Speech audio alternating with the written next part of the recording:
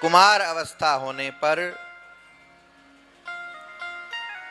गुरुजनों ने, माता पिता ने जनेऊ कराया है, यज्ञोपवीत संस्कार कराया है। ये सनातन का बड़ा आवश्यक अंग है और ब्राह्मण, क्षत्रिय, वैश्य तीनों के लिए है। पर विडंबना ये है, दुर्भाग्य ये है कि जनेऊ यज्ञोपवीत केवल उसी ब्राह्मण के कंधे पर दिखाई देता है जो पूजा पाठ कराता हो, अन्यथा बाकियों ने तो टांगा ही टांगा, ब्राह्मणों ने भी खूंटी पर टांग दिया। और इधर तो बहुत जगह क्या रिवाज चला है, विवाह से एक दिन पहले जनेऊ होगा, और जनेऊ नहीं होगा, नाटके होगा, घंटा भर में।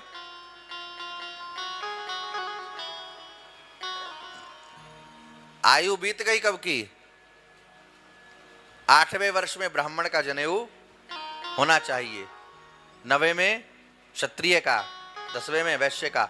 और किसी कारण से यदि ये समय बीत जाए तो अंतिम अवस्था 15 वर्ष शास्त्र ने कही है। उसके बाद तो प्रायश्चित कर्म है, तब यज्ञोपवीत होगा, और बड़ा कठोर प्रायश्चित है।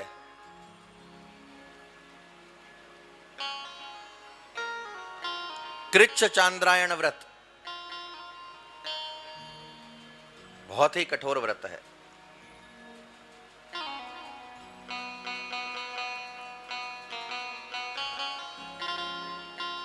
तो आप भी पहनिए, बच्चों को पहनाइए, ये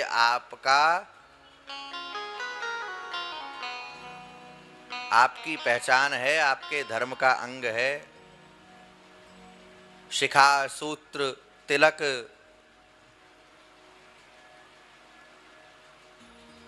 ये होना चाहिए। पर हिंदुओं की ऐसी मति मारी गई है, ऐसे धूमकेतु हो गए हैं, कोई बालक तिलक लगाता हो, कोई आदमी तिलक लगाता हो, बड़ा पंडित बना है। अरे हद हो गई, ये कैसी मूर्खता है भाई।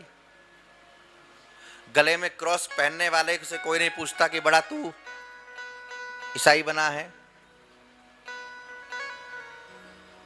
अभी थोड़े दिन पहले रमजान गया है, एक एक मुस्लिम के सिर पर, बच्चे से लेकर बूढ़े तक सिर पर टोपी। आपने भी देखा होगा, यहां तो बहुत लोग हैं। और यहां तिलक लगाने में मैया बाप मर जाते हैं। ऐसे रैली लगाने निकालने से धर्म नहीं बचता, हल्ला मचाने से। अरे जितने धर्म बचाओ रैली वाले हैं, आप जाकर के जरा तहकीकात करिए।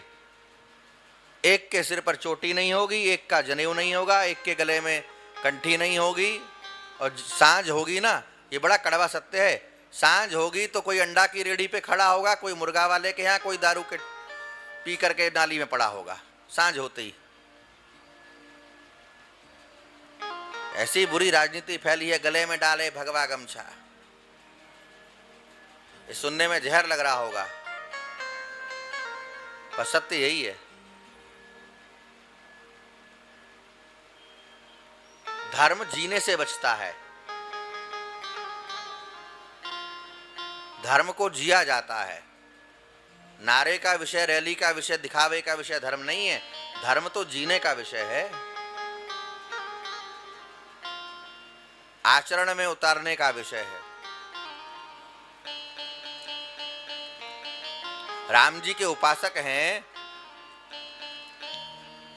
राम जी को मानते हैं, राम जी के अनुयायी हैं, तो राम जी जैसा जियो।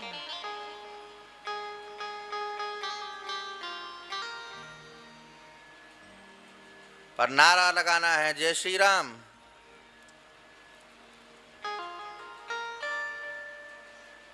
उसके बाद नहीं कुछ काम।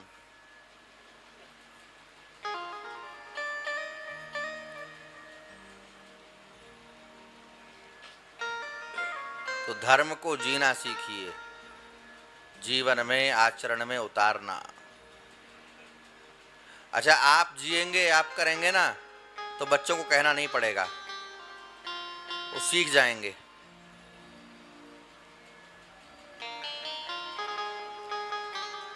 किसी के यहाँ हम गए थे वो छोटा बच्चा था उनका, तो वो पीछे पड़ गए। महाराज जी के पैर छू, प्रणाम कर, पैर छू छू। महाराज जी, छोटा बच्चा था ऐसा, अब तो वो बड़ा हो गया, कई साल पुरानी बात है, पर हमको भूलती नहीं है। अब बहुत उसके पीछे पड़े उसके पिताजी, तो बेचारा आया संकोच में सकुचाता और पैर छू करके हमारे चल दिया। उस बच्चे के दादा बैठे थे वहीं, बाबा के छू, बाबा के पैर छू, बाबा के पैर छू जल्दी।